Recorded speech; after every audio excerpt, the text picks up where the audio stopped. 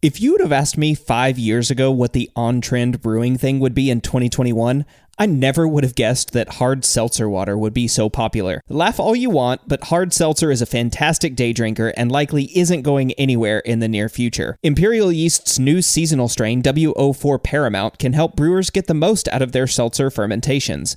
A clean and aggressive fermenter, Paramount will produce an excellent seltzer with low fusel alcohols, and it's produced in a gluten-free medium. If you've tried making seltzer with standard ale or lager strains, you know the struggle, and Imperial Yeast is here to help with W04 Paramount. Check it out at imperialyeast.com. Welcome to the Brew Lab. The brewing process is energy and resource intensive. Beer is over 90% water, and it takes several volumes of water to brew a single volume of beer. But energy consumption in the form of gas or electricity and also CO2 production are all ways that brewers impact their environment. I'm your host, Cade Job, and on today's Applying the Science episode of the Brew Lab, I'm back with Jordan Folks to talk about sustainability. Jordan, welcome back to the Brew Lab. Hey, thanks for having me, Cade. Yeah, well, I mean, listeners, if you remember back in episode 38, interpreting brewing statistics, that's when Jordan first came on the show to talk about his experience his expertise as a social scientist in interpreting and understanding statistics and how those statistics relate to brewing. But his area of research is energy and sustainability. So, Jordan, are you excited to cover finally this topic, brewing sustainability?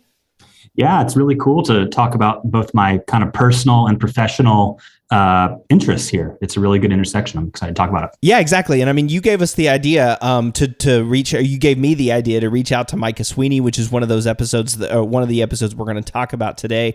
But talking about personal and professional interests, we've also got some news to break, right? The Jordan has actually agreed to become a Brülosophy contributor. So welcome to the Brülosophy Contribution Network. I guess that makes sense. I'm really excited to get started. You know, I've been really nerding out on the science of IPAs and lagers for the last few years. And I've got all sorts of variables that I use in my own brewing that allegedly are part of my, secrets to my success. So it'll be exciting to see if they're in fact making a difference when we start to isolate some of these variables. Yeah, exactly. I mean, you were one of the people that suggested that I use the sour gut, which actually returned a significant variable, right? For acidifying the mash, that's sour wort instead of using just like straight lactic acid, and it produced a taste difference. So I'm excited to see what you're going to do. I'm a little, we're going to have to compete for tasters for our sensory panels, but I think we'll be able to figure that out. And we've got some exciting ideas too for maybe doing some collaboration experiments, which might be fun as well. Today on the Applying the Science episode, though, we're talking sustainability, and we're going to cover episode 53, which is assessing brewery sustainability with our Dr. Charlie Hawksmeyer. And then we'll talk about episode 63, which is electricity use in breweries with Micah Sweeney, before we hop into talking about some practical applications of sustainability in breweries, which was one of the most recent episodes, episode 88 with Caitlin Singer, and then a pretty cool use case of how hop companies are embracing looking at sustainability practices as well. And in that one, we're talking to we're talking to research scientist Ryan Gregory at Hopsteiner about comparing CO2 production of different hop varieties. So we'll talk about each of those episodes, and then we'll share a little bit of our own interests, what we learned, and how we're going to apply those to our brewing. So sound good, Jordan? Yeah, it sounds great. I think these are some really cool episodes that really show how vast of an issue this is. So we have a lot to dig into. All right. Well, I'm excited. And so before we get into it, don't forget to check out patreon.com/Brülosophy if you haven't already. For a small monthly contribution, you get access to unpublished contributor recipes, discounts at YakimaValleyHops.com, and an invite to a monthly live Q&A session. And this month's guest is Casey Hardy of the super popular Homebrew for Life YouTube channel, which if you haven't watched Homebrew for Life, you should definitely go subscribe to it. Check it out. And you won't want to miss talking to Casey. So go sign up at patreon.com/Brülosophy. And also, if you're not doing this already, please leave us a rating or review wherever it is that you listen to podcasts that allows you to rate or review. And it's because of those ratings and reviews that we have shows like this one. The Applying the Science with Jordan Folks became a thing because of early listener requests. They mentioned that they'd love a summary episode every now and then with some quick takeaways that homebrewers and commercial brewers can apply to their brewery. So we added this series in response to those reviews. And hey, now Jordan Folks is joining Brülosophy. So thank you to those of you that have left those reviews. It really does impact what we do. It's meaningful to us. We appreciate it. So please keep it up.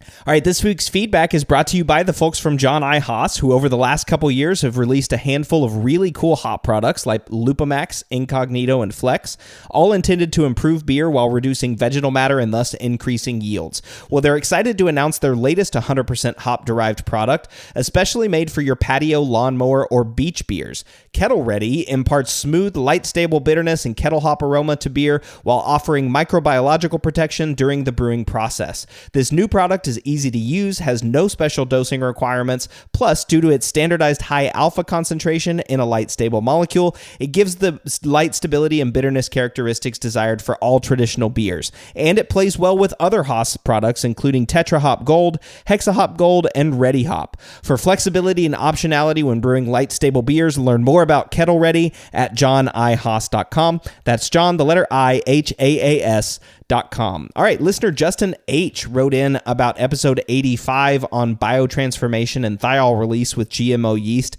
with Ricky Molitor. And Justin says, I really enjoyed the Brew Lab podcast. Keep up the great work. Well, thank you. On episode 85, I was most interested in the comparison between the batch with modified yeast and a Whirlpool charge and the batch with modified yeast and the Whirlpool plus dry hop. I've heard that dry hopping can cover up some of the tropical notes from thiols created by the modified yeast. In the dry hop batch from this trial, were the tropical thiols still present alongside the more dank notes from the dry hop, or were they completely covered up? What was your overall impression of that dry hopped version? And I'll start, Jordan, before I ask you if you've done any work with thiols. I'll just say, first of all, thanks for the question, Justin. But in Ricky's study, the dry hopped version was a control. So that wasn't a beer brewed with GMO yeast. It was just their normal BRY97, the Chico strain. So that's it. There was no version of the beer that was dry hopped with the GMO yeast. But I do think that would be nice, right? I mean, the dry hopped control tasted like a normal IPA. It was hoppy with a ton of Cascade aroma. And I think it would be really interesting to do a GMO plus or GMO thiol liberating strain plus dry hopping plus Whirlpool, because I felt like the Whirlpool edition wasn't enough to give it a rounded hop character. It was definitely a great beer, and I think it was the beer that Ricky and I most preferred out of all three, but it could do with a little bit more from that dry hop edition. So I think adding a dry hop to the GMO would certainly be something that's worthy of further exploration if people are able to access those strains and do it. But look out for those strains that will coming onto the market. I'm not sure that they're going to be available to home brewers anytime soon, but commercial brewers should definitely reach out to Berkeley Yeast and see if they can get access to any of those thiol liberating strains. But Jordan, have you used any thiol releasing strains or Phantasm powder or anything like that? Haven't necessarily on Phantasm, which I heard is now available to homebrewers, actually. Yeah. But Omega, I believe, has some homebrew batch or homebrew sized packs of thiol releasing strains. And I think the last time I was on, I spoke about my sole experience with them. And I did an IPA and I dry hopped it. And I actually did a bit of my own home Brülosophy experiment with a side-by-side, comparing it to the standard Chico. And the thiols came through. And like I said in that last episode, too much so. And so it turns out there is too much of a good thing in thiols. And I was recently in Los Angeles and I went to Highland Park, amazing brewery, by the way, if you're in the LA area. And they had a thiol lager. And when I tasted it, it's like, yep, that's thiols. So as we continue to get more thiol beers out there, there's definitely a flavor that's very unique. And once you get more familiarity with it, you'll be able to kind of put your finger on it, but it's kind of hard to describe. Mm-hmm. But what I will say is there was a lot of conversation around, well, we don't need hops anymore. We have thiols. And they are fundamentally different in terms of the flavor, the thiol flavor and the dry hop flavor. Mm-hmm. And so to answer Justin's question, I will say that don't expect thiol to replace dry hop. Think of it as more of like an additor or an interactive effect. And there is some concern that by dry hopping, we could mask the thiols. And so in my experience using the wind malt, that was not the case. It was the opposite. There was too much thiol character. So it seems that, in that 1 ounce per gallon ratio or so, you're probably going to be okay. Mm-hmm. And in fact, when I was speaking with Scott Janish about there's too many thiols, what do I do? He actually recommended re-dry hopping it to try to drop some of those out. So I think there's still some more exploring to be done here. But I think that it is safe to say that thioled IPAs are being dry hopped and you're kind of getting the best of both worlds. Yeah, I agree totally, right? I mean, thiols actually, interestingly, in a couple episodes after this, I'm going to be talking with Nick Harris from Berkeley Yeast, but we're going to be talking about a different GMO strain, one that releases terpenes because hops are really, really strong in terpenes. That's myrcene, limonene, beta caryophyllene, all those, and then they're oxygenated components like geraniol and some of the oxides and things. And hop aroma is more than just thiol, right? It's all of these things, just the gestalt of everything that comes together. So that's awesome. Great feedback, Jordan. Thank you for the question, Justin. Let's take a quick break, and then when we come back, we'll talk sustainability.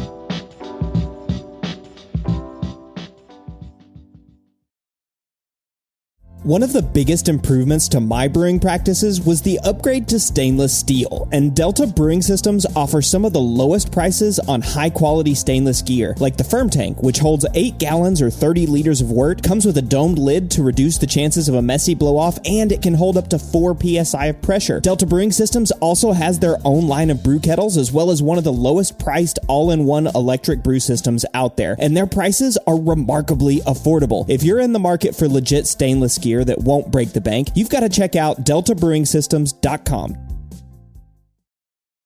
We all know that designing recipes is really fun, and doing it well is so much easier with good software. We at Brülosophy recently made the switch to Brewfather, and honestly, y'all, we could not be happier. Brewfather utilizes the latest technology to bring you the most robust cloud-based recipe design software that can be accessed anywhere, on your phone, tablet, desktop, and even offline. It also works seamlessly with numerous third-party devices to make it easier to monitor every step of your brew. I know change can be difficult, but trust me when I say you need to go to brewfather.app today to try it out for yourself. That's brewfather.app.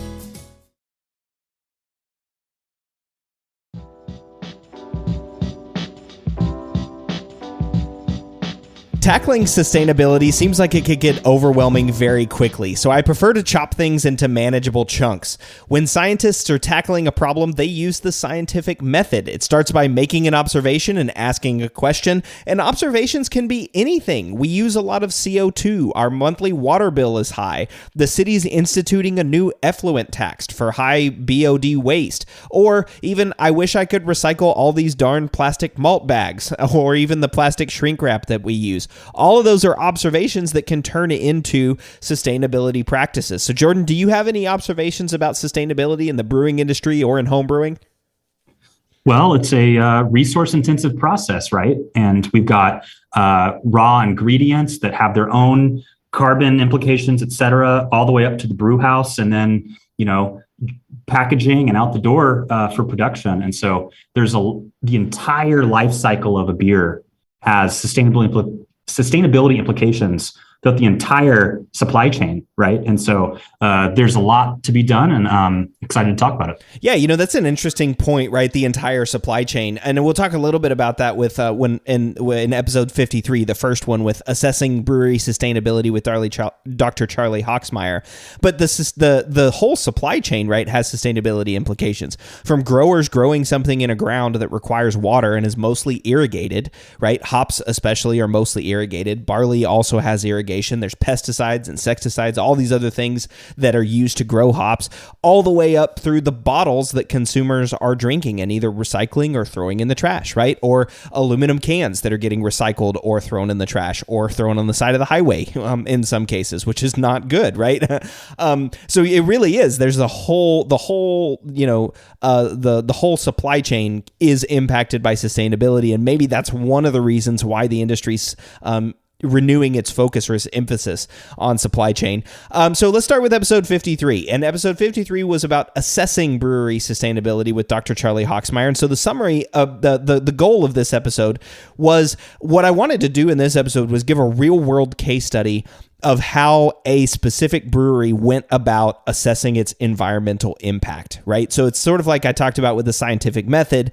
If you're trying to bite off chunks of sustainability, what do you do? And so Dr. Charlie Hawksmeyer and his brewery Gilded Goat, they did a study where they measured, monitored, benchmarked, and goal set for a whole bunch of things like ingredients, utilities, waste products throughout the brewing process. And it was a really, really fun episode. And I think one of the things I enjoyed the most about that episode was learning really like where brewers can even start if they're trying to look at sustainability. And from a brewer perspective, one of my big takeaways from the episode was everybody would think like, oh, well, look at ingredients first. Look at like water or barley or hops or whatever and see if you can reduce those things.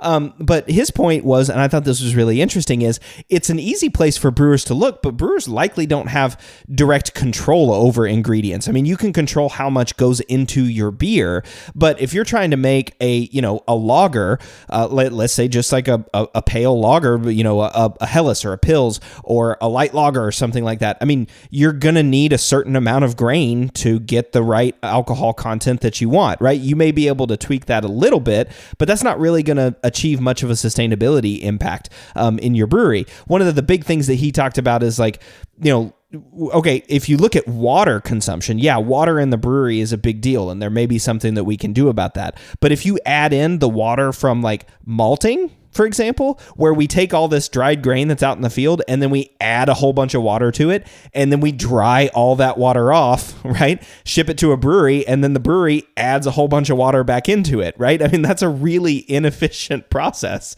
if you think about it, right? Yeah, and I think it just goes to show that we're just a link in the supply chain. Yeah, and there's we should do our part, but it's not just up to us and growers, farmers, distributors. These are all things that we all need to be looking at.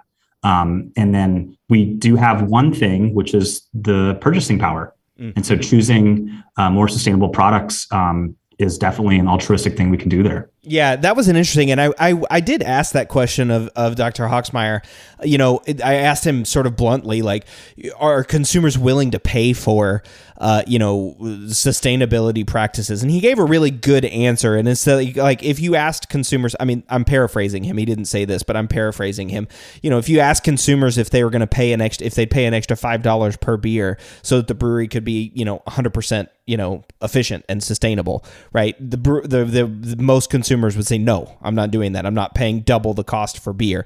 But there's an opportunity for marketing and for storytelling of sustainability practices and really an opportunity for sustainability ethos in your brewery, right? Because a lot of things can actually save costs. Not just, hey, I get to feel better about the beer I'm brewing, even though I'm paying an arm and a leg for the sustainability thing. No, I mean, there's a lot of things that can save costs. Like one of the big things I took away was this look at utilities. And I mean, that's kind of your not brewery related, but that's kind of your area of expertise, right? Energy use, right, Jordan? Yep, that's what I do for the normal job. Yeah. And so like, tell me about this. So like, energy use and like recycling and or maybe not recycling energy, but using less. I mean, what are ways, or what did you take away from this episode in that way? Or what, do you have to add from your own experiences? Yeah, I think that when we think about energy, there's a lot of different angles that we could look at it from, right? So you mentioned water, and so water efficiency is going to be a big thing for a brewery. But then getting into energy itself in the utility realm, there's kind of like two primary kind of considerations. One is energy efficiency, right? And that's how efficient are we at using the energy source? It could be natural gas, homebrew, it could be propane, could be electricity, right? But then there's the more advanced thing is greenhouse gas emissions and carbon emissions, right? Because it is possible that you could have a natural gas burner that is measurably more energy efficient than an electric option, in the sense of it takes fewer energy inputs to make the same level of like outputs, like MNBTU or whatever the measurement is, right? Yeah. However, even if that is more measurably energy efficient, it might not be lower in terms of carbon if the electricity source is from a highly renewable source. So for example, you could have a crazy inefficient device, but if it's just powered by like a little solar panel that you have, there's a lower carbon emission, right? Yeah, yeah. And so when we think about sustainability from a brewing perspective, it's what do we care about most, right? And so when chasing energy efficiency, it could have this huge dollar savings effect. But when chasing carbon neutrality or things in the greenhouse gas realm, it might not be the same level of payoff because you're looking into kind of a different piece of the sustainability question. Yeah, that's interesting because there are different pieces of this, right? There's, like you said, there's the CO2 emission, and then there's the actual electricity or natural gas consumption, and the CO2 emission one is really fun because I said, well, in the show, talking about hops, right? And hop CO2 equivalent emissions from insecticide and pesticides. But the energy piece of this is really, it's really interesting to look at from a brewery perspective because, Dr. Hawksmeyer and then also when we get to Micah Sweeney, they're sort of looking at like you've got, energy coming in and then what's the best, most efficient use of that. But that's only one consideration. There's a couple of different ways that you can look at it. And that's what I wanted to say is one of the big takeaways from this episode with Charlie Hawksmeyer to me is it's like one of the things he said is go where the data take you. Right.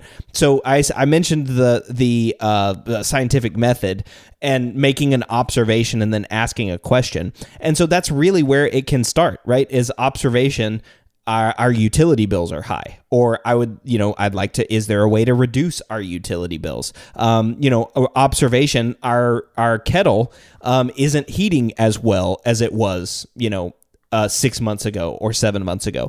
Do I need to look at the boiler and see if the boiler needs to be maintained? Any of these things, right? We make all kinds of observations in our daily life. And some of the easiest things, the most easy, direct, and fast cost savings for a brewery can be focusing on those energy and utilities, right? I mean, he gave an example for refrigeration. Flaps on the cold room doors are hugely beneficial. It apparently saved them a whole bunch of money in terms of the time on the chiller, the amount of electricity it was costing, the fluctuation inside of the cold room.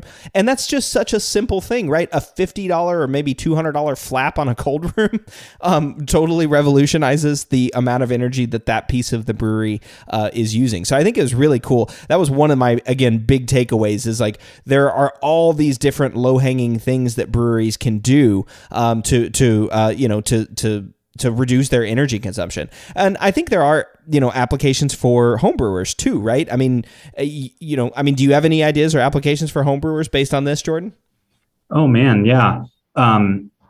There are opportunities pretty much at every piece of the brewing process, right? So, I know that, Marshall likes to talk about how he's not worried about efficiency. It's only a couple dollars more of grain. And that is true, right? And you can see the economics are a lot different from a brewery, professional brewing perspective, and they would be extremely economically motivated to eke out every little bit of efficiency they can.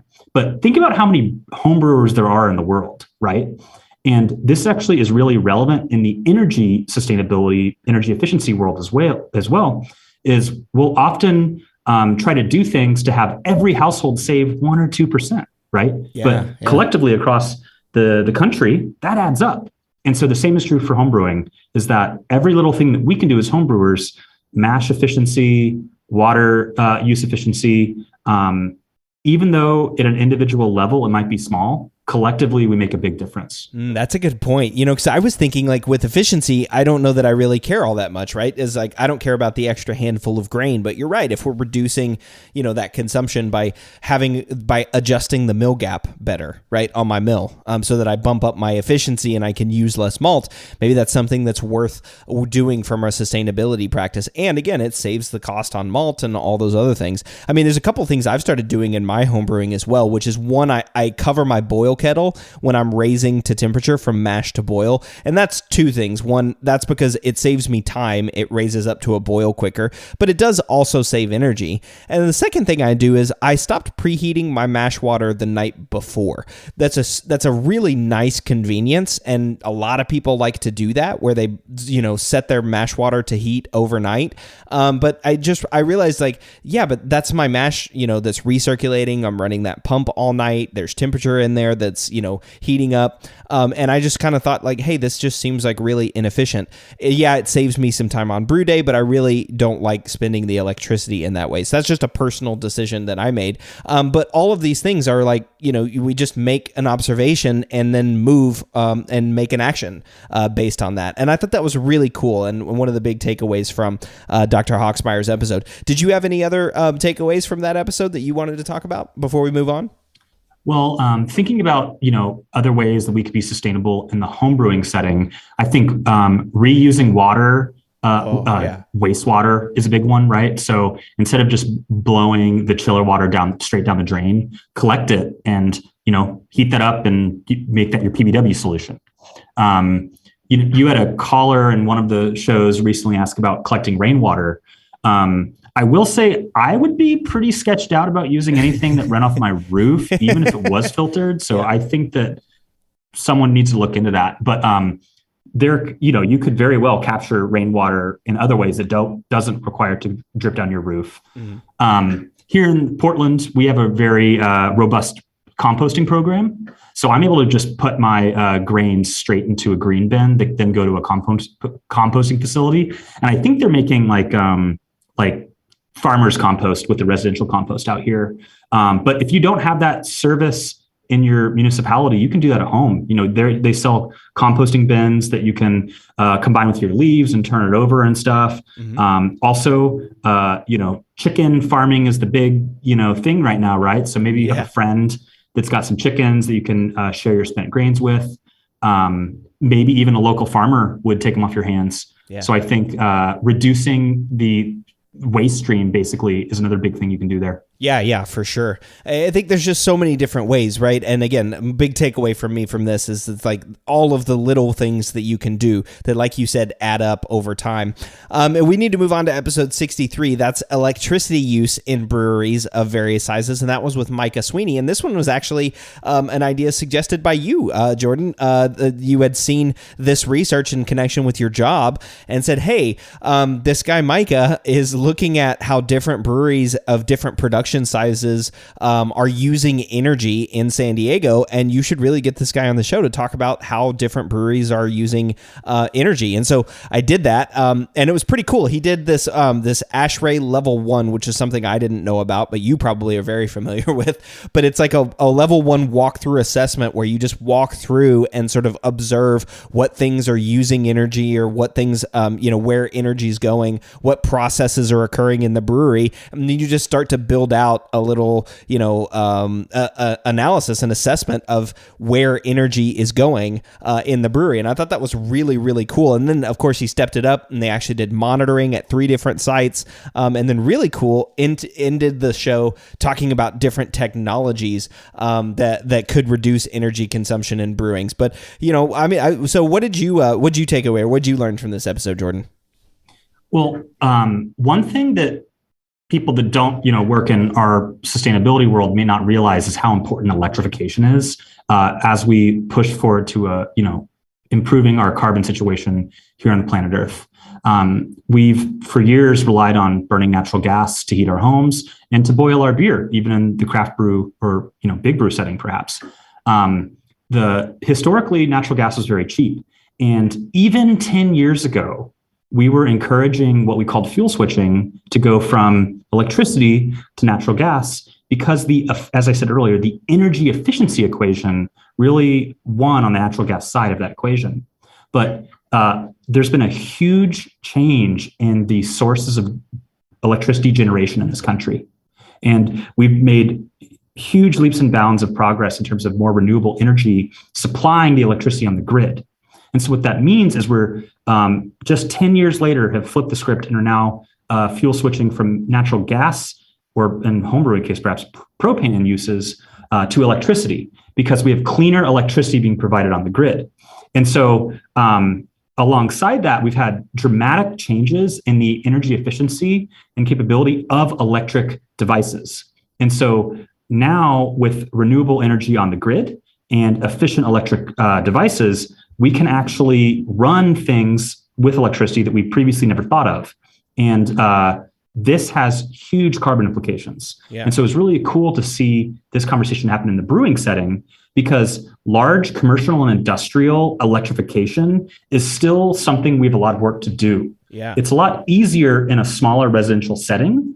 And so as a brewer, I'm really excited to see brewing be brought to this conversation. Yeah, I mean, that's a great example, right? Because I think of one of the things that the ASHRAE Level 1 identified is all 10 of the breweries that they walked through were using natural gas as their primary heat source, right? And that makes a lot of sense. You know, I'm thinking about, as a home brewer, I have an electric system. I just plug it into my wall, right? Or I've got a 110 volt home brewing system. Some people have 240, so they just plug it into, a plug in the wall in their house. And it's easy to raise 10 gallon or, 5-10 gallons, 20 or 40 liters of beer up to temperature. But when you get into that like 10, 20, 30, 40 barrel scale, that's a lot of liquid. And it takes a lot of energy. And so it's not as easy for a brewery to make a switch, right? You've got a tried and true process of natural gas that's been used, and there's boilers and there's, steam jackets and all this stuff that have been used for, the last 50 years in breweries. Asking them to switch over to electricity is tough. And so I thought that was cool. That was one of the things that was a takeaway from this episode is, hey, there are ways, that we can electrify the brewery that ultimately result in a more sustainable brewery and also still provide the heating requirements that are needed. Or in the case of most breweries, the cooling requirements, right? Because that's really a big one as well. I was actually shocked by that, like how much of a load cooling, like chilling and keeping things refrigerated and keeping your, allowing, the tanks to stay cool and all that stuff. It takes a lot of energy. That was real surprising to me. Yeah, and so there's really two sides of this electricity equation, right? There's electrification, so converting fossil fuel fired devices into electricity. And then secondly is energy efficiency. So of things that currently use electricity, like lighting, well, let's just switch them out for more sustainable options. And there's a lot of opportunities in the brewery, like I think you mentioned variable speed drives, things like LED lights, et cetera. But in addition to the energy savings, so you're going to save less on your, save on your energy bill. There's also, climate implications. You're doing your part for the earth. But there's also what we call non-energy benefits. For example, LED lights, they last so long, we still don't know how long they actually last. They haven't started dying off since they started getting made. Wow. And so there's a maintenance benefit there, right? Uh-huh. You don't have to send a guy up on a ladder 4 stories to try to change out the fixture or the light bulb or whatever, right? Yeah. And so the decreased maintenance costs are really significant with a lot of these opportunities, and just makes the brewer's life better. LED, you can see better. There might be a quieter pump out there that saves energy and saves your hearing. So there's a lot of non-energy benefits too. Or like you said, like the variable speed drives on pumps, right? I mean, a lot of pumps are, people are just crank it up, right? Crank it all the way up or crank it all the way down, or crank it to, whatever level they've decided is the speed that they need, or that does the job for the process, right? But that can consume a lot of electricity. Or I think about again, Dr. Hawksmeyer. What he was saying at Gilded Goat is they realized that if they shortened the amount of time they rinsed the kettle, it saved them like 15,000 gallons a year. So there's all these little savings, right? And back to the electrification, you start looking at the ASHRAE Level 2, where they started monitoring everything, and in a brew pub, the chiller load factor was 73.1% of their, and my understanding of load factor is like, it's the amount of time that the device is working on days that it's used, essentially, or something along those lines, right? So that chiller is operating almost all of the time and so it's working and it's drawing electricity and it's chugging along to try to keep everything cold. And it was really interesting to me to see as you scale up the production from 15 barrels to 30 barrels to 40,000 barrel, or sorry, so from 15 barrel system 700 barrels annually, 30 barrel system 10,000 annually, to 30 barrel system running 4 to 5 turns a day doing 40,000 barrels annually. You start to see all these other things add in and change the electricity load. But still, across all of those, highest electricity load in any brewery is chilling. It's like the cold storage, the chiller, the refrigeration, all of that stuff is just costing a whole bunch of electricity for breweries. But there's all this really cool, electricity, there's all this cool equipment that's coming along, like heat recovery chillers. So while your chiller is working, you can actually take hot water or whatever hot liquid that's coming off of your chiller, and instead of just blowing that out into the atmosphere, dumping it down in the drain, you can put that over into your hot liquor tank. Or there's heat pump water heaters, and you can have electric forklifts, and this isn't even talking about getting to, CO2 capture technology for fermentations. I mean, that's one of those things for breweries. It's like, oh man, think about how much CO2 is produced in a brewery.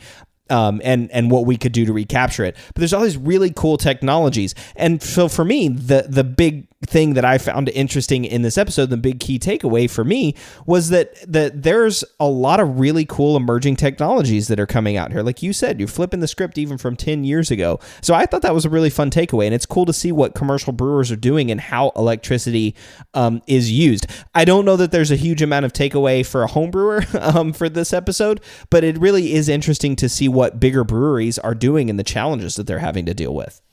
Well, there might be an opportunity for a home brewer there. I mean, one is just simple electrification, right? Switching from propane or natural gas to electricity. But there's an important, I think, caveat here about the electricity grid that's important for listeners to know.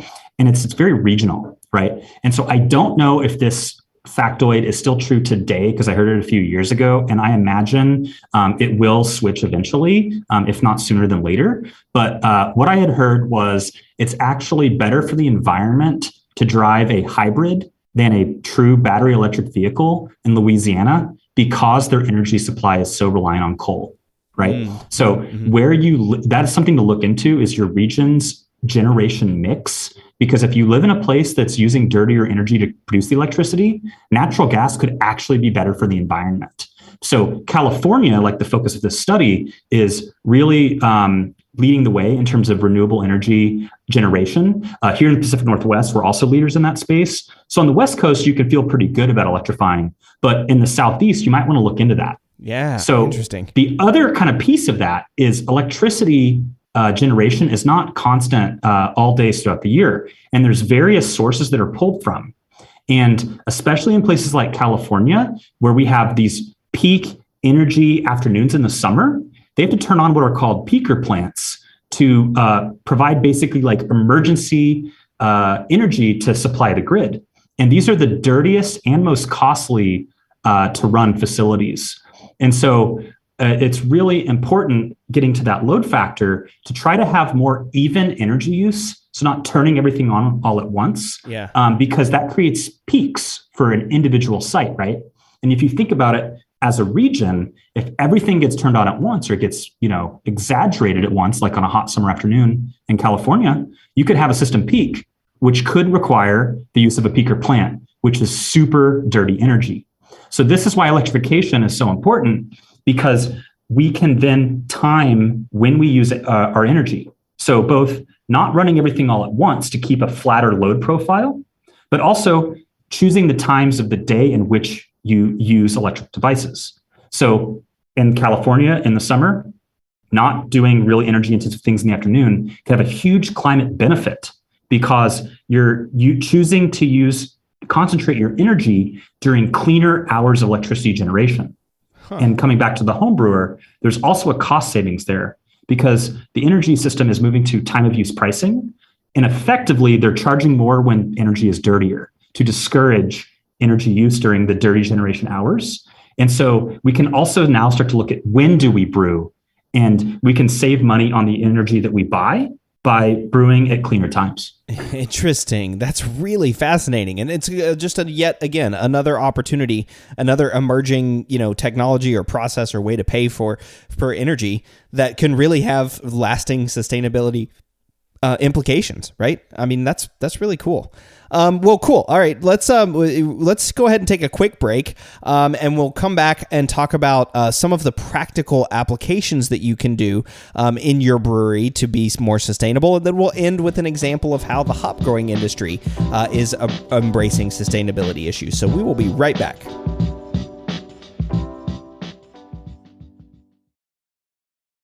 Established in 1995, More Beer has been consistently serving the greater brewing community since the times IPA was expected to be bitter and clear, and there are reasons they've stuck around so long. In addition to their massive product selection and excellent customer service, More Beer has locations on both the West and the East Coast of the United States, which translates into fast shipping times regardless of where you live. And when you spend more than $59, shipping is free. When you're in need of brewing ingredients and gear, there's no better option than morebeer.com, one of the most trusted shops on the planet.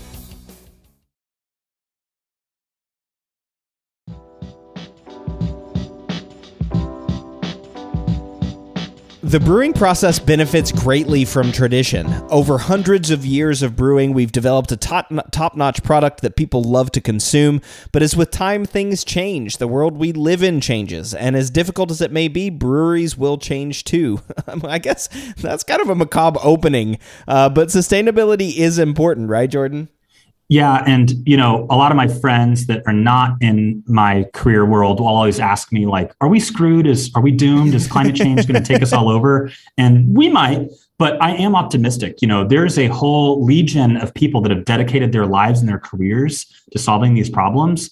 And it's really exciting that people in the craft beer industry are joining the ranks and are taking a hard look at these things and saying, how can we make it better? Yeah, it's really, really cool. That was a part of the Brewing Summit here that I went to back in August. And that's where I met Caitlin Singer, who was episode 88, Practical Applications of Sustainability in Breweries. Hey, Caitlin did a poster there, and the whole one of the main topics that we were talking about there at that conference was sustainability. And the whole goal of Caitlin's poster was to say, here are some practical solutions that you brewers can do to improve sustainability. It was really cool, and it's laid out just that way, right? It's laid out as like, here's an option, try this. Here's this option, try this. Here's this option, that option. And one of the coolest things that I learned from the episode was this whole idea of a sustainability champion. And I was sitting here thinking, and I was like, oh man, that's exactly what you need, right? You need somebody with we need a position on staff where somebody's responsible for sustainability, right? It's like a seat at the table. You're not necessarily being a stick in the mud or trying to gum things up, but it's the person that's looking at things going, how could we be more sustainable? Is there a way to do this? Can we save money doing this? And then making observations about where to start in terms of sustainability. So I thought that piece was really cool. What do you think about a sustainability champion?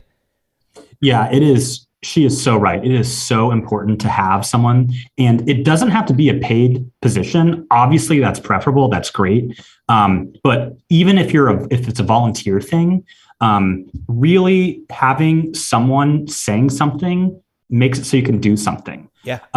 So I really would encourage organizations to someone to step up and say, I want to start a green team. And it can be a volunteer thing. And hopefully your company will at least give you an hour a month to meet and talk about things. And it really goes a long way, both in my personal experience. I was the green team leader for my former company, and I was able to get us named #1 green company in Oregon several years. Cool. So it really takes, a human to step forward and make it happen. And you're going to need buy-in from leadership, but you need a voice to get that buy-in in the first place. Yeah. So, but in addition to my anecdote, we see that in the research that we do at my company is that having a sustainability champion is a really strong predictor for a organization or facility to be more energy mindful and more energy efficient. And so a brewery is a factory. This is commercial and industrial processes. And we were 15 nerds in Portland, typing on a computer. That's not the same as a manufacturing facility, right? Right. Yeah. So it's really important when you have processes like this to have someone that's paying attention and someone that cares. Ideally, that's their job title, but at the very least, if someone can just step forward and volunteer, it's going to make a world of difference. Yeah, and I loved what she said about that, right? That she was like, look, I like sustainability. It's something that's important to me. And so I went to my boss. I don't remember the boss's name, but she says, I went to him and I said, I want to save you money. And he's like, okay, yeah, fine, do it. Yeah, exactly. I mean, what boss is going to say like, no, don't save me money? So I think that's really cool. But not all sustainability processes lead to saving money, but that's a good place to start. And that's where she got everything kicked off in terms of sustainability. And she created that role for herself, at Georgetown Brewing Company. That's what, and Manny, that was the guy's name. Yeah. So she goes to Manny and says, Manny, I want to save you money. And he says, okay, do it. And now she's the sustainability champion for Georgetown Brewing Company, which is really cool. And I love this, in addition, because the sustainability champion seems so awesome. And like you said, if you can make a paid role for it, that's great. But there are so many different places where employees can buy into something in this, right? Like I think about my work as a seller person at Blue Owl, and I used to think like, okay, are there ways to improve the process? Are there ways that we can, change this or make this, a little bit more water efficient? Are we using the right, concentrations of chemicals? I understand that we're using what the manufacturer says, but the manufacturer is, a chemical supplier, and so they're in the business of selling us chemicals, and they want us also to be safe, and they want to have high efficiency, I guess, with the chemicals that they're using, right? They don't want infections from you using their chemicals. But do we really have to use them at those levels, or can we cut those down? And can we reuse chemicals?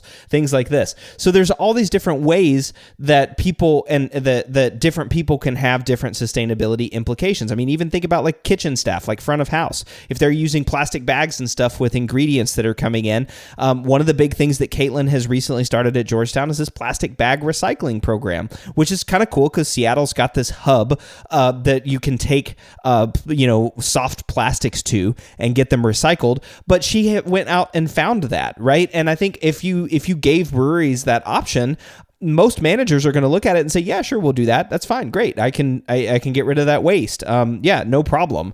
Or there's all these other little things that go along with it.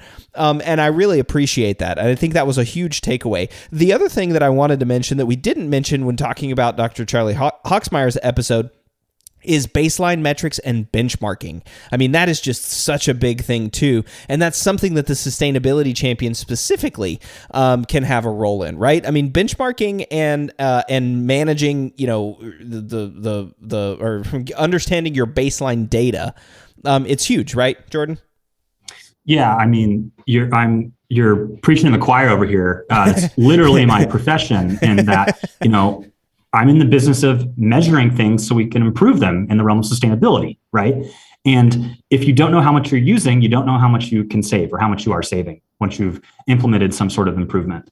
So really getting into the data and understanding what is the baseline condition can really help you isolate the low-hanging fruit, the big opportunities that might be more capital intensive but have a bigger payoff, and then actually, being able to compare at a later date and see how you did. Yeah, exactly. Right. I mean, and another one that we talked about too is that this biologic, I can't remember, BOD is a biological oxygen demand, I think, is the name for it. But it's the amount of waste, like the effluent, like chunky particles that are in your waste stream. So if you're dumping like spent yeast and hop trube, down.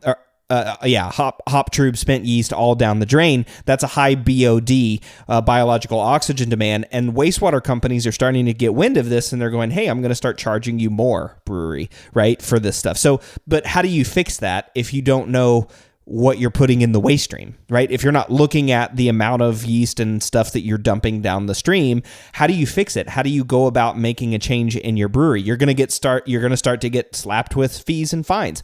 And hey, maybe the fees and fines are cost effective to not have to deal with equipment, but looking at this over a longer time frame, somebody with a sustainability champion's mindset might be able to find a way that you can do small things and start moving down the path that makes it cheaper and cheaper until it's finally worth it for you to implement a different system, like a wastewater management system or something like that. But this is all, these are all different things that you can do in a brewery. And one other thing that she mentioned was this EPA Energy Star treasure hunt for microbreweries. And I thought that was really cool. I didn't look at it before the show, but I did go afterwards. It's really fun. It's like a little scavenger hunt in the brewery for like ways to improve your energy efficiency, which I thought was cool. Now, there's nothing really revolutionary about it, but shoot, print the thing off and do it, right? And I think you'll be one step ahead of what a lot of breweries are doing. But there's all kinds of things. There's LED lights, there's side streaming, there's sustainable ingredient sourcing, there's making sure your SOPs and your maintenance plans are all scheduled. You're doing routine maintenance on your chiller. For home brewers, you're cleaning, making sure your pump is running efficiently. Passivating your stainless so it's not getting pitted and you're not having to destroy it. Changing out your seals and gaskets so you're not leaking CO2. All of this kind of stuff that are just little things, but they help you as a brewer, one, brew better beer, but also have better sustainability, not use as much energy, be less resource intensive, all of these things, right? Yeah. And one thing that I would really recommend that professional brewers look at is utility programs. For example, here in Oregon, they're run by a kind of quasi-governmental agency called the Energy Trust of Oregon. But most places, it's your actual utility, like Pacific Gas and Electric in the Bay Area, or Xcel Energy in Denver, for example, right? And your utility will actually pay you money to upgrade that chiller or change out your lights. And the cost savings are really significant on your energy bill, but the fact that they're willing to subsidize the actual capital investment, it's huge. Yeah. And professional brewers, they might even have like a utility key account executive or like some sort of account manager that they can call that can help direct them and really hold their hand and get them into all these programs. And so you're getting upgrades for like free or subsidized or whatever, and you're saving energy. It's really win-win. And coming back to my conversation earlier, there's a third win because then we're contributing to a cleaner energy grid and, reducing that peak energy use and reducing our, need for more or dirtier energy sources. Yeah, that's so interesting. I wonder about that, right? How many energy programs are out there? Because I know City of Austin, whenever I was there, had a whole bunch of programs that they were instituting or implementing. Or, another thing, how many cities would implement programs if they knew that they could? Right? How many electrical grid companies would go, oh my gosh, yeah, if I knew that this was, something that breweries are, that we could encourage breweries to do this and we could reduce their draw from us. So yeah, we would absolutely pay them money, right? There's all these sort of opportunities for partnership. And that's what I love about the brewing industry is everybody's able and willing to share, what they find and what they do. I mean, the plastic bag recycling hub in Seattle, right? That's so far just limited to Seattle, but that's something that might be really interesting for other places, especially outside of big cities like Austin or San Diego or LA, or Portland, or these places where there's a lot of breweries around and a lot of soft plastics. Maybe there's an opportunity there for somebody to create a soft plastics recycling hub that then, gets rid of all that extra plastic waste. I mean, I think that'd be really cool, and so many ways for people to partner together. So yeah, I mean, your comment about the electricity companies, that's another opportunity for a partnership there. But it does, we said cities, right? It makes me wonder how more difficult this would be for a rural brewery. Mm-hmm. Yeah. I would say that if you have a massive utility, like a household name, like Pacific Gas and Electric, you're pretty safe to bet that they have energy programs where they will pay you money to use less energy. Yeah. But smaller municipal utilities and like that serves like a rural community in the hills of Arkansas or something, they might not. And same to be said for composting programs or odd plastic recycling programs. These might be harder to come by in more rural communities. So it'd be interesting to hear from brewers in those more rural areas. What are they doing?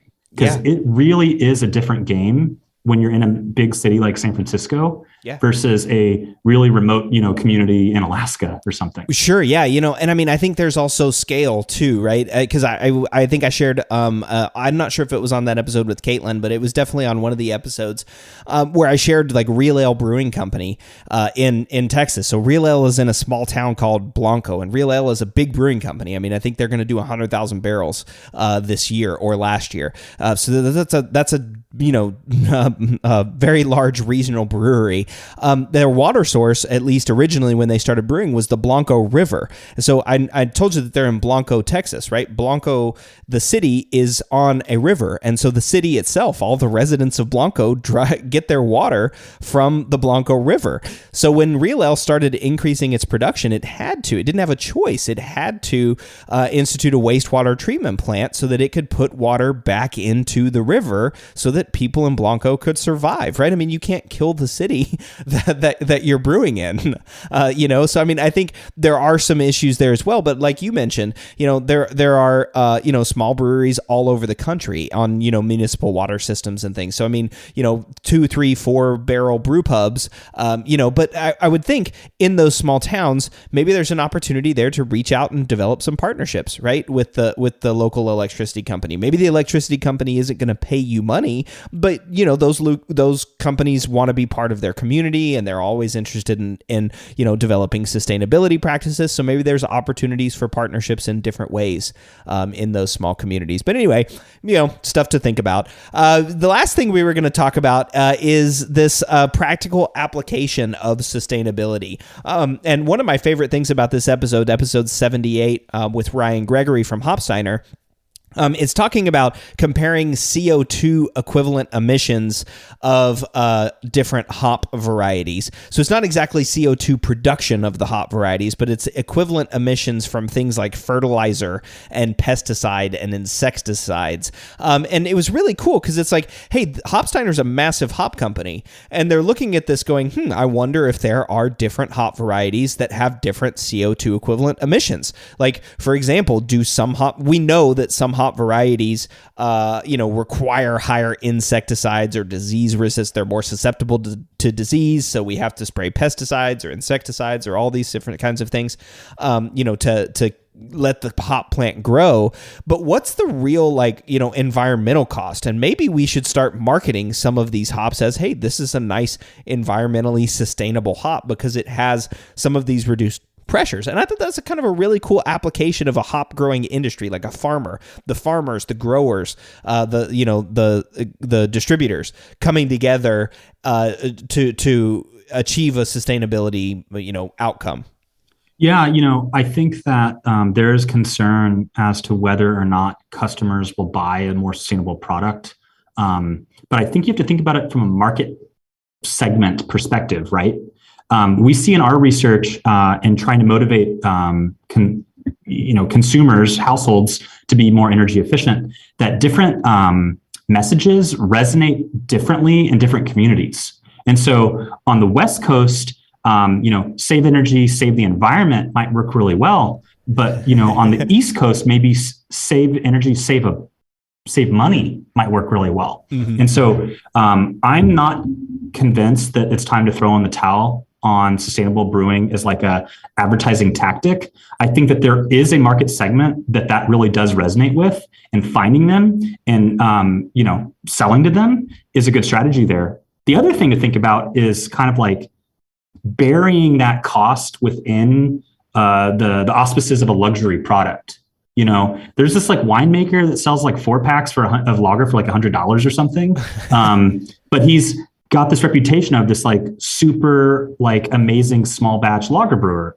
And he's, able to find this kind of luxury market. And so if you can find a market that's willing to pay for your really austere, mixed firm sours or big barrel aged stouts, that's willing to pay a premium, then you have a little bit of wiggle room to build in maybe more costly, but way more efficient process, which could come back to the ingredients that you source. Well, yeah, for sure. And I think one of the things that Ryan pointed out to me in this episode is like the cost, the cost of Hopsteiner, for example, I'll use that just as like a broad term, are spread over the entire Hopsteiner, right? So if you have a hop variety like Cashmere that's super hard to grow, that requires a whole lot of insecticides and fungicides and all that stuff, you have a hop like Cashmere that's super popular, right? The costs of growing Cashmere get spread across all of the hop varieties, right, that they sell. For like a grower, when they're using insecticides and pesticides, they're buying it by the ton, right, or by whatever metric that they're buying it at. So they're spreading out these costs. But if you could clip off a couple of things, right? Like clip off some of the more disease resistant, or maybe say like, hey, find some that are super, sustainable, and then create like a niche of saying, hey, you guys want to make a luxury product, like here's a sustainable beer. Well, for example, one thing I thought was really interesting, they actually did, he created this theoretical beer that was brewed with like a low CO2 equivalent emission hop and then a high CO2 equivalent emission hop. And just one beer, like one batch of this beer was approximately a 282-mile road trip in a car's worth of CO2 emissions, which I thought was really interesting. So there's some opportunity to play with it. And again, I'm not sure that consumers are necessarily going to say like, oh, I'm going to buy, for example, in this study, like Helios or Sultana because it has the lowest CO2 emissions. It's going to come down to cost of the hop, right? But those hops with the lowest CO2 equivalent emissions also require lower amounts of fertilizer. They also require lower amounts of fungicides and insecticides. They cost less for the for the company itself to make, for Hopsteiner to make. So at some point there could be conversations about let's look at these hops, marketing these hops as sustainable so that we can reduce costs in other areas of the company, right? And we can sort of, instead of having to shunt or hide costs, across the company, maybe we can drop off some of those other varieties that are high, CO2 equivalent emitters and move towards some of those other things, right? And I think that's a really interesting conversation for growers. We're nowhere near that, and Ryan was very clear about that, right? I mean, this is just a very preliminary study looking only at insecticides and fungicides and pesticides and fertilizers because that was easily available information. But they are doing a top to bottom sort of sustainability review, looking at how much CO2 is actually captured by the field, like how much comes out of the atmosphere and goes into the plant or into the ground. Then they're looking at kilning practices. Like those are mostly natural gas or propane heated kilns. So what's the cost of that resource? What's the cost if you switch to electricity or doing something, different there? What about changing the depth size, in kilns? So there's all this research that's ongoing, throughout the hop industry about about how to be more sustainable, in the hop industry. And I think that's really cool. And it's a really cool application of, hey, brewers, you probably don't have any control over this because it's growers doing it, but this does impact you, right? You're up the supply chain. So all of these choices that growers are making are impacting you as brewers. And that felt like kind of a long rant and maybe a little bit of a soapbox, but but I hope it makes sense. Well, I think that this is an interesting application of sustainability because it shows that the money equation can kind of change over time, right? And in my world, that's what we call market transformation. And so initially, more sustainable products might cost more money than the market standard, right? And as they grow in popularity, you start to see price parity. And with renewable energy, we've gotten to the point where it's cheaper than coal, right? And so it makes you think that could happen with hops because hops are not uniformly priced. Citra costs more than Cascade, right? And this study, a lot of it was the things that they're adding to hops, the exogenous chemicals, right? Like pesticides, fungicides, et cetera. Those aren't free, right? So you'd think that high CO2 hops actually cost more to grow and produce, right? Yeah. And so it makes sense that we could charge more for them. And then beers that have a higher CO2 footprint could actually cost more, thus discouraging people from buying them. So right. It's interesting to think how important market dynamics are to Western sustainability trends, because at the end of the day, we live and die by the almighty dollar. Well, yeah, exactly. And that was a really important takeaway. That was a feature that goes through all 4 of these episodes, is that sustainability has to be, like, for brewers or growers or anybody to be sustainable, there has to be a monetary financial component, right? I mean, they're in the business of doing whatever they're doing. They have mouths to feed, they have bills to pay, and they're doing this to make a profit. So, there has to be enough money, right? You can't sell cashmere if it requires insecticides and fungicides. You can't sell it for less than what it costs you to make it, right? Without other, interesting economics that we're not going to go down that path. But there's a piece of this too, right? There's an economic component to sustainability. And I think that's something that's really easy to get lost, because it's really easy to feel good about being sustainable, right? It's like, oh yeah, I just recycled that beer can, I'm being sustainable. And that's great. That's awesome. You should feel good about that. But there are other things, right? There are other conversations that need to be made, right? Breweries can't just ditch, let's say unsustainable hop varieties, for example, right? They might have recipes that have cashmere, bitter gold, or Northern Brewer. Northern Brewer is a really popular hop, right? Nobody's going to ditch that anytime soon.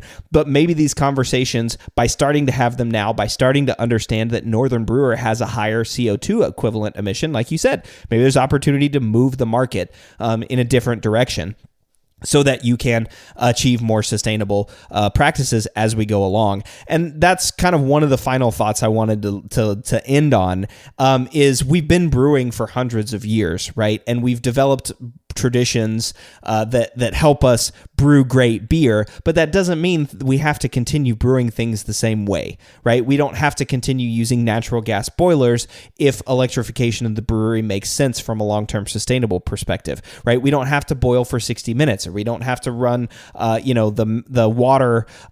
We don't have to rinse the kettle a lot like we were doing, for the last 10 years. There's all these little changes and little nuances that can change. And when you start getting into it, if you start approaching things with a sustainability mindset and a sustainability champion, there's a lot of opportunity for breweries to improve, like a lot of opportunity, even home brewers, Yeah, I mean, if we hadn't changed anything, we'd still be drinking, sour, oxidized beer that sells grains in it through a straw, right? Yeah. And so beer is awesome now. We make such good beer, even at home. We can really make beer that rivals the best of them in our garages.